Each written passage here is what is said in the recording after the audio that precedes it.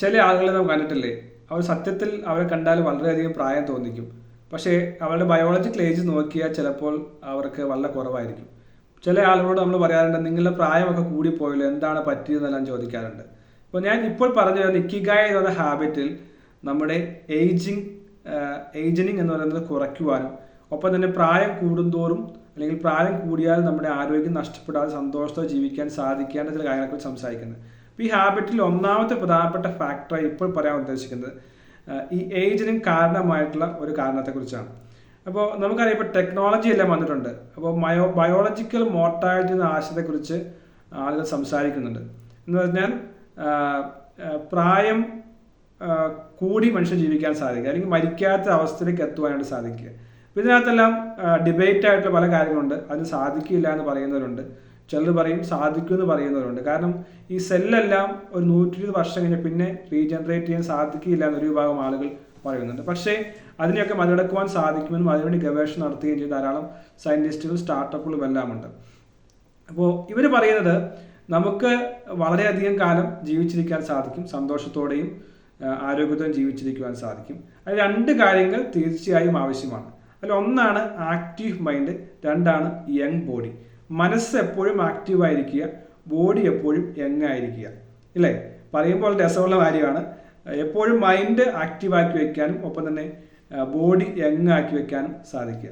അപ്പോൾ ഈ രണ്ട് കാര്യങ്ങളും ഇല്ലാതെയാകുമ്പോഴാണ് ഏജിങ് കൂടുന്നത് എന്നാണ് പറയുന്നത്. അപ്പോൾ ഈ എപ്പോഴും ബോഡി ആക്റ്റീവ് ആക്കുക എന്ന് പറഞ്ഞാൽ എപ്പോഴും മൂവ് ചെയ്യണം, അല്ലെങ്കിൽ എക്സസൈസ് ചെയ്യണം, നടക്കണം, ജിമ്മിൽ പോകണം, അല്ലേ? അല്ലെങ്കിൽ മൈൻഡ് ആക്റ്റീവ് ആക്കി വെക്കുക എന്ന് പറയുന്നത് ചിലപ്പോൾ നാം മെഡിറ്റേഷൻ ചെയ്യണമായിരിക്കും, അല്ലെങ്കിൽ ഫിസിക്കലായിട്ടുള്ള ചില സയൻസിൻ്റെ കാൽക്കുലേഷൻ, സുഡോക്ക് പോലുള്ള ഗെയിമുകളെല്ലാം ചെയ്യണമായിരിക്കും. ഇങ്ങനെയാണ് നമ്മൾ എപ്പോഴും ആക്ടിവേറ്റ് ആക്കി വെക്കേണ്ടത്. പക്ഷേ അത് ഡിഫിക്കൽട്ടായിട്ട് കാര്യമാണ്. പക്ഷേ ഈ പഠനങ്ങളെല്ലാം നാം വായിക്കുമ്പോൾ നമ്മൾ ഗ്രോത്ത് മൈൻഡ് സെറ്റിനെ കുറിച്ചും ഒപ്പം തന്നെ ഹാബിറ്റിനെ കുറിച്ചും പറയുന്നത്, അതിനകത്തൊക്കെ കാണുവാൻ സാധിക്കുന്നത് എല്ലാ കാര്യങ്ങളും തുടക്കത്തിൽ വളരെ ഡിഫിക്കൽട്ടായിരിക്കും. കുറച്ച് കഴിഞ്ഞാൽ ഇതെല്ലാം ഈസിയായി മാറും. കാലക്രമത്തിൽ ഏത് ഡിഫിക്കൽട്ടായിട്ടുള്ള കാര്യവും ഈസിയായി മാറും. അവിടെയാണ് ഇതിൻ്റെ സയൻസ് എന്ന് പറയുന്നത്. ഇപ്പോൾ ജിമ്മിൽ പോകുക എന്ന് പറയുന്നത് തീർച്ചയായും ബുദ്ധിമുട്ടുള്ള കാര്യമാണ്. രാവിലെ എഴുന്നേൽക്കുക എന്ന് പറയുന്നത് തീർച്ചയായും ബുദ്ധിമുട്ടുള്ള കാര്യമാണ്. മൊബൈൽ അല്ലെങ്കിൽ social media, technology, television distraction കുറയ്ക്കുക എന്ന് പറയുന്നത് ബുദ്ധിമുട്ടുള്ള കാര്യമാണ്. ഭക്ഷണം കുറച്ച് കഴിക്കുക എന്ന് പറയുന്നത് ബുദ്ധിമുട്ടുള്ള കാര്യമാണ്. പക്ഷേ ഓവർ പീരീഡ് ഓഫ് ടൈമിൽ അത് ഈസിയായി മാറുകയും ആ ഈസി ആയിട്ടുള്ള കാര്യം നമുക്ക് വലിയ റിസൾട്ട് കൊണ്ടുവരും.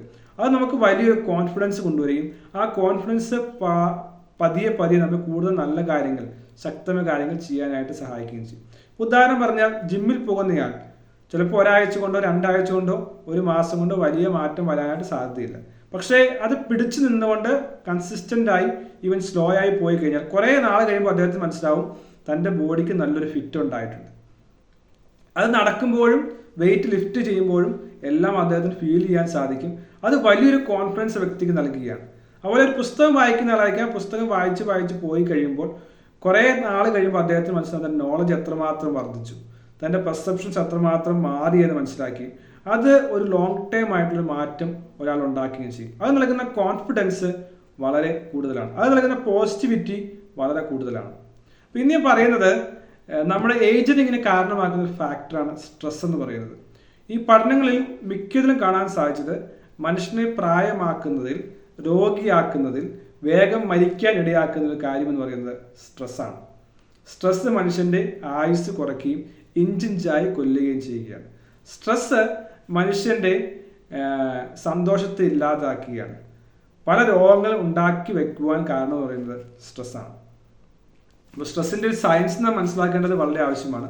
ഈ സ്ട്രെസ് ഉണ്ടാകുമ്പോൾ ശരീരത്തിൽ എന്തെല്ലാമാണ് സംഭവിക്കുക നമുക്ക് അറിയുവാനായിട്ട് സാധിക്കണം.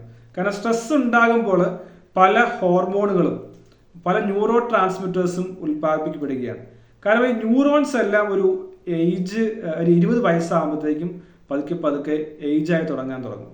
പിന്നീട് അത് റീജനറേറ്റ് ചെയ്യുക, അതല്ലെങ്കിൽ അതിനെ പ്രിവെൻറ്റ് ചെയ്യുക എന്നുള്ളത് നമ്മുടെ ഈ മൈൻഡിൻ്റെയും ബോഡിയുടെയും ആക്ടിവിറ്റിയിലൂടെയാണ്. പക്ഷെ സ്ട്രെസ് ഉണ്ടാകുമ്പോൾ ഇതെല്ലാം നമ്മെ പതിയെ താഴേക്ക് കൊണ്ടുവരും. അപ്പോൾ ഈ പ്രായം കുറവാണെങ്കിലും പ്രായം കൂടുതലായി തോന്നിക്കാനുള്ള കാരണം എന്ന് പറയുന്നത് ഈ സ്ട്രെസ്സും ആങ്സൈറ്റിയും സ്ട്രെസ്സും വളരെയധികം ഒരു പ്രധാനപ്പെട്ട ഫാക്ടറാണ്. അതുകൊണ്ട് തന്നെയാണ് പലർക്കും ഈ ഡയബറ്റിക്സും പ്രഷറും എല്ലാം ഉണ്ടാകാനുള്ള സാധ്യത എന്ന് പറയുന്നത്. ജനറ്റിക്കായ ഫാക്ടേഴ്സ് ഉണ്ടെങ്കിലും ഈ സ്ട്രെസ്സ് നിങ്ങൾക്ക് വെറുതെ ഗൂഗിൾ അടിച്ചു നോക്കാം. സ്ട്രെസ്സിൻ്റെ consequences, heart disease, lung disease, അതുപോലെ തന്നെ ആർത്രൈറ്റിസ്, ആസ്മ പോലുള്ള പല അസുഖങ്ങളെല്ലാം ഉണ്ടാക്കാനായിട്ട് ഈ സ്ട്രെസ് ഇടയാക്കും. അത് നമ്മുടെ ക്വാളിറ്റി ഓഫ് ലൈഫാണ് കുറയ്ക്കുന്നത്. കുറേ കാലം ജീവിച്ചിരിക്കാനായിട്ട് സാധിക്കില്ല. ജീവിച്ചിരുന്നാൽ തന്നെയും വളരെ പെയിൻ ആയിട്ടുള്ളൊരു ജീവിതമായിരിക്കും ഉണ്ടാകുന്നത്. ഇപ്പോൾ ഈ സെൽ ഡീജനറേഷൻ അല്ലെങ്കിൽ ഡീഗ്രഡേഷൻ സംഭവിക്കുകയാണ്. ഈ സെൽസ് എല്ലാം ആക്ടിവിറ്റി കുറഞ്ഞ് അതിൻ്റെ ശക്തി കുറഞ്ഞ് അതിന് പെർഫോം ചെയ്യാതെ ഇടയാക്കുന്നൊരു കാര്യമാണ് സ്ട്രെസ് എന്ന് പറയുന്നത്. അപ്പോൾ അതിനെ ടെലോമോസ് എന്നെല്ലാം പറയും. ഈ ടെലോമോസ് ഒക്കെ ഉണ്ടായി കഴിയുമ്പോൾ തന്നെ സ്ട്രെസ് കൂടുന്നതുകൊണ്ടുണ്ടാകുന്ന ഒരു പ്രശ്നമാണത്. അത് നമ്മുടെ ശരീരത്തെ ആരോഗ്യമില്ലാത്തതും ഒപ്പം തന്നെ പ്രായമുള്ളതുമാക്കി മാറ്റും. അപ്പോൾ ഈ സ്ട്രെസ് ഉണ്ടാകുമ്പോൾ ഈ ന്യൂറോൺസ് ഇപ്പോൾ പിറ്റ്യൂട്ടറി ഗ്ലാൻഡ് വഴി കോർട്ടിസോൾ വഴിയും ഒപ്പം തന്നെ അഡ്രിനാലിൻ, കോർട്ടിസോള് ഇങ്ങനെയുള്ള പല ന്യൂറോ ട്രാൻസ്മിറ്റേഴ്സ് ഹോർമോൺസും എല്ലാം ഉൽപ്പാദിപ്പിക്കുകയും അത് ശരീരത്തിൽ മൊത്തം ഒരു ഇംബാലൻസ് ഉണ്ടാക്കുകയും ചെയ്യും. ഇപ്പോൾ ഡോപ്പമിൻ ആണെങ്കിലും കോർട്ടിസോൾ ആണെങ്കിലും അഡ്രിനാലിൻ ആണെങ്കിലും അതെല്ലാം ഒരു പരിധി വരെ ആവശ്യമാണ്. ഇപ്പോൾ നമുക്കറിയാം ഈ കേവ് മാൻസിനെ എടുത്ത് നോക്കുക. പണ്ടത്തെ ആളുകൾ കാട്ടിൽ ഗുഹയിലൊക്കെ ജീവിച്ച ആളുകളാണ്. അവര് പേടിയോടെ ജീവിച്ച ആളുകളാണ്.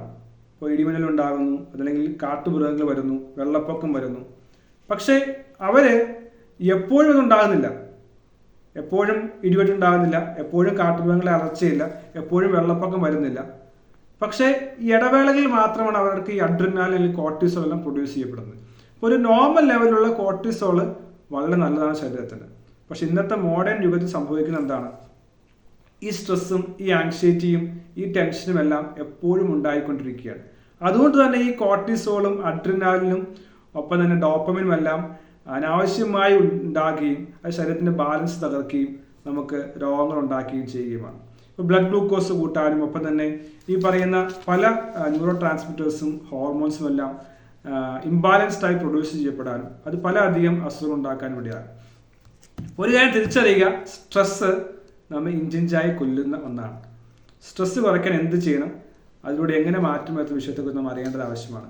അപ്പോൾ പ്രായമാകാൻ അല്ലെങ്കിൽ നമ്മുടെ ആരോഗ്യത്തെ നശിപ്പിക്കാനായിട്ട് ഇടയാക്കുന്ന ഒരു കാര്യമാണ് സ്ട്രെസ് എന്ന് അറിയുക. ഏജിങ്ങിനെ കുറിച്ച് മനസ്സിലാക്കുമ്പോൾ ഇക്കിഗായുടെ ഹാബിറ്റിനെ കുറിച്ച് പറയുമ്പോൾ അത് ഒരിക്കലും മറക്കുവാനായിട്ട് കഴിയുകയില്ല. 10 ഇരട്ടി മാറ്റം ജീവിതത്തിൽ ഉണ്ടാക്കാം. Let us aim for 10x growth through habits.